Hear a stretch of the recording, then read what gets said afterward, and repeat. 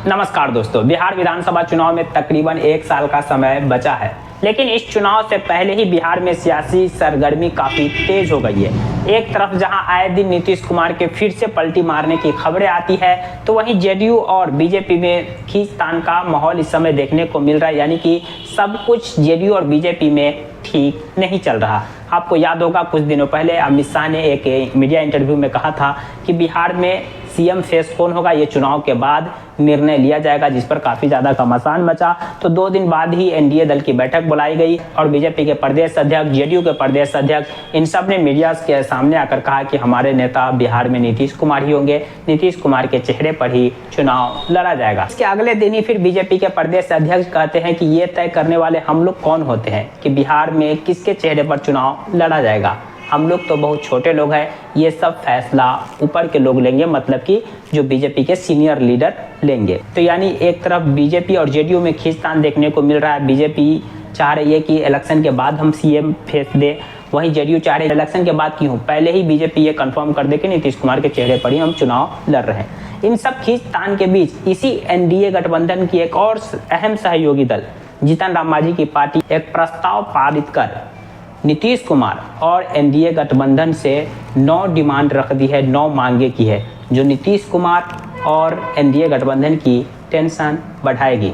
यूं तो जीतन राम मांझी की पार्टी के पास अभी वर्तमान में 4 विधायक और अकेले वो अपने पार्टी के सांसद है, लेकिन ये एनडीए गठबंधन के एक अहम पिलर है, क्योंकि अकेले सांसद होते हुए भी नरेंद्र मोदी ने अपनी सरकार में उन्हें मंत्री पद दिया। इनके अलावा उनके बेटे सुमन भी बिहार में मंत्री है, भले उनके 4 ही विधायक है। सीटों को लेकर के तो रसाकसी का माहौल देखने को मिलेगा एनडीए गठबंधन के बीच, वो तो अलग बात है, क्योंकि जेडीयू अलग दावा करेगी, बीजेपी अलग दावा करेगी, चिराग पासवान की पार्टी एलजेपी-आर है वो अलग दावा करेगी और हम अलग दावा करेगी।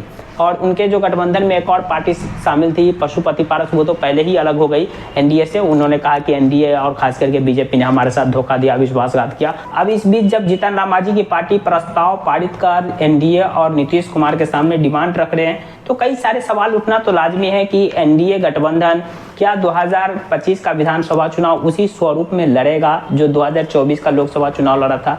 और नीतीश कुमार को लेकर के आए दिन तो अब मीडिया हाउसेज में खबरें चलती हो, तो आप भी जानते होंगे कि नीतीश कुमार फिर पलटी मारने वाले हैं। अब पलटी मार देंगे, कब पलटी मार देंगे। हालांकि आरजेडी की ओर से ये बात को लेकर कहा जाता है कि नहीं, नीतीश कुमार को अब नहीं लिया जाएगा गठबंधन में। लेकिन सियासी जो माहौल होते हैं या सियासत में कोई किसी का प्रॉपर दुश्मन नहीं होता है, कोई किसी का प्रॉपर दोस्त नहीं होता है, कभी भी कुछ भी हो सकता है। नीतीश कुमार भी कब पलटी मार देंगे ये तो शायद नीतीश कुमार जी को भी पता नहीं है, और सियासी जानकार को भी इस बात का अंदेशा नहीं रहता है कि कब क्या करने वाले हैं नीतीश कुमार जी। चलिए अब हम उन 9 प्रस्ताव को जान लेते हैं जो जीतन राम मांझी ने अपने पार्टी सम्मेलन के दौरान पारित किया। पहला प्रस्ताव, दीक्षा भूमि नागपुर में बाबा साहब अंबेडकर का विशाल प्रतिमा लगे। दूसरा, दिल्ली के सड़कों का नाम बदला जाए और नाम बदलकर जो आज़ादी के वीर है और जो आज़ादी में शहीद हुए हैं और महापुरुष के नाम पर सड़क का नाम रखा जाए। चौथा, जो उनका मांग है कि मध्य वर्ग के लिए सस्ती स्वास्थ्य बीमा पॉलिसी लाया जाए। चौथा, बिहार में सभी तरह के पेंशन कम से कम 2000 किया जाए। ये डिमांड बिहार के लिए है और नीतीश कुमार को ये डिमांड काफ़ी टेंशन बढ़ा सकता है।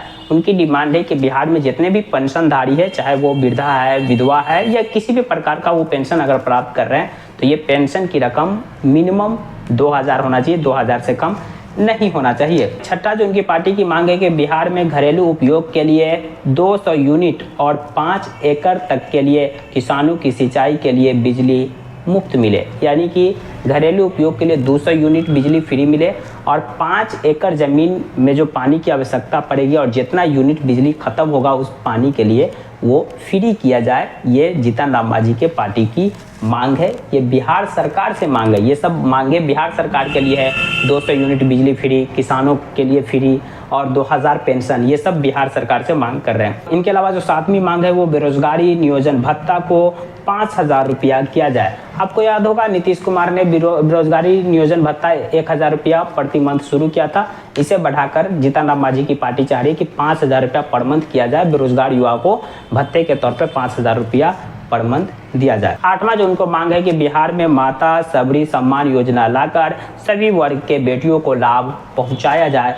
वही 9वीं मांग है कि बाबा साहब अंबेडकर की जो मूर्ति है वो स्टैचू ऑफ यूनिटी के तर्ज पर बनाया जाए। जैसा कि आप जानते होंगे स्टैचू ऑफ यूनिटी गुजरात में बना हुआ है और नरेंद्र मोदी की सरकार ने ही स्टैचू ऑफ यूनिटी को गुजरात में स्थापित किया था। तो बाबा साहब अम्बेडकर का भी मूर्ति स्टैचू ऑफ यूनिटी के तौर पर बनाया जाए, वैसा ही बनाया जाए, उतना ही बड़ा बनाया जाए, ऐसी मांग जीतन राम मांझी की पार्टी कर रही है। जीतन राम मांझी की पार्टी ने जो प्रस्ताव पारित कर ये मांग रखी है एनडीए गठबंधन के अंदर, तो ये मांग नीतीश कुमार को भी परेशान करेगी, टेंशन में डालेगी और साथ ही साथ मोदी सरकार को भी टेंशन में डालेगी, क्योंकि इसमें कुछ मांग विशेष रूप से बिहार की सरकार से है और कुछ मांग केंद्र सरकार से है। बिहार में आए इस सियासी भूचाल को लेकर आपकी क्या राय है? कमेंट बॉक्स खुला, कमेंट कर सकते हैं।